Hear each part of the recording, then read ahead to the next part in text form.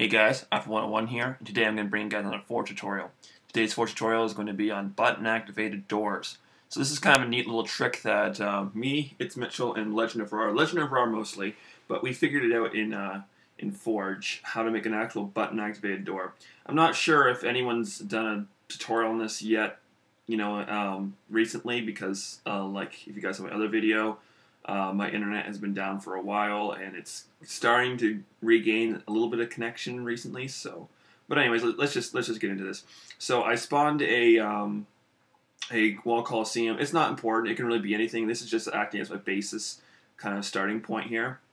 And you're going to need these two crate packing smalls. Now these are what's going to actually be your doors. These crates. You may have seen similar designs to this back in Reach, but they didn't have buttons. Buttons are cooler. And also, you can't do the landmine trick with the buttons anymore, so I figured that this is kind of an even better equivalent, I think, because there's no, well, there's an explosion, chain reaction, but not like right in your face. You'll just see it later. So I have those lined up there. I put them on fixed for now because otherwise they're just going to fall and annoy me. So make sure you keep them on fixed until near the end. You're going to want to put these two fusion coils underneath each one of them. This is important. This is very important. These two fusion coils is what's going to be holding up your crates when you set them back down to normal. And also, I made a mistake there, but you'll see me correct myself. You want to make sure you put them in the middle, otherwise it might tilt to one side and then they won't fall properly. So you want to put them in the middle. So you can see I'm correcting myself there. Put the fusion coils in the middle of the packing crate. You could probably use this with other crates and other things that are movable, but that's the main thing, is it has to be a movable object, and there aren't many of those. For the walls, you can really do anything. I usually like to use these pieces though, because they can cover and they can also hold the packing crates. You'll see that when I actually activate it. Like underneath, it has a little ledge that will actually hold your crates in place, and it'll hold the doors open. That way you can walk over top of them. It's kind of an interesting. It's a really good piece for what I'm trying to do here. So as you can see, that's what it looks like on the other side. There's a few explosives beneath them because that's going to be very essential. You could really do anything for the wall. I just use these pieces because they were convenient and I could just duplicate them. I didn't have to, go to the menu again. So I actually really love the duplicate feature. I mean, there are some things about this Forge that really piss me off. The duplicate feature is not one of them. I love duplicate. So as you can see, I'm working on this. This is going to be the platform that's going to enter into your building. I'm not going to work too hard on actually building a building. I mean, I might do like a city aesthetics video soon or something along those lines. And that will show you how to build buildings. But for now, I'm just showing you guys the doors. Hope you guys don't rage at me. Now, I think right now I'm looking for shields. If I go to gadgets, come on, pick shields. Yeah, there we go. Okay, so this is a very important part. Not a one-way shield. One-way shield would be bad. But a shield door medium is what I usually use. You could probably use two of the other shield doors, but usually just use one medium.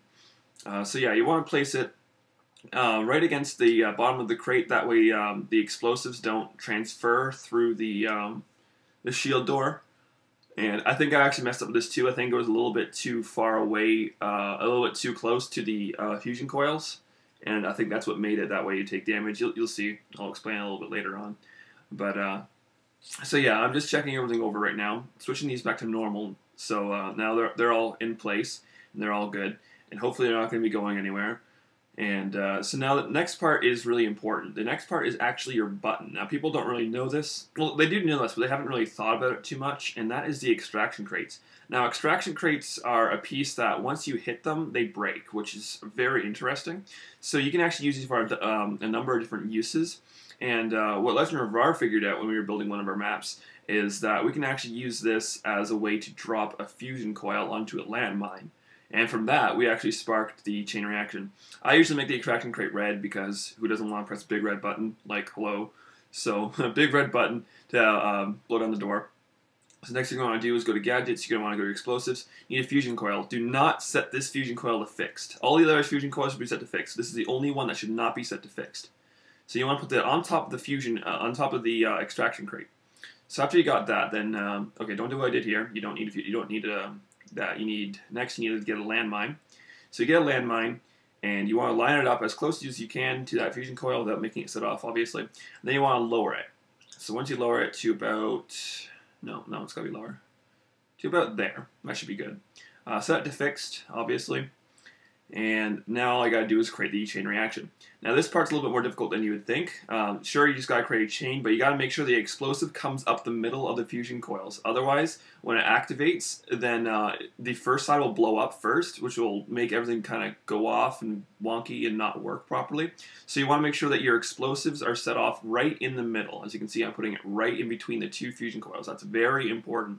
Otherwise, it will not work. So once you have those there, then this design's pretty much done. It's $735 just for the door, so it is rather expensive, but the end result I think is pretty cool. Like I said, you can modify the shield door to not take damage. See, when the extraction crate disappears, and the fusion coil will fall down, and it will set off a chain reaction, and it will allow you to walk through the door seamlessly. So yeah, that's the tutorial. Hope you guys really enjoyed this episode. When we figured it out, we were just freaking out. We're like, this is amazing, oh my goodness. Like I said, if someone else has already done a tutorial on this, I didn't know about it because my internet's been down, so sorry. But anyways, thank you guys for watching. Enjoy the rest of your day.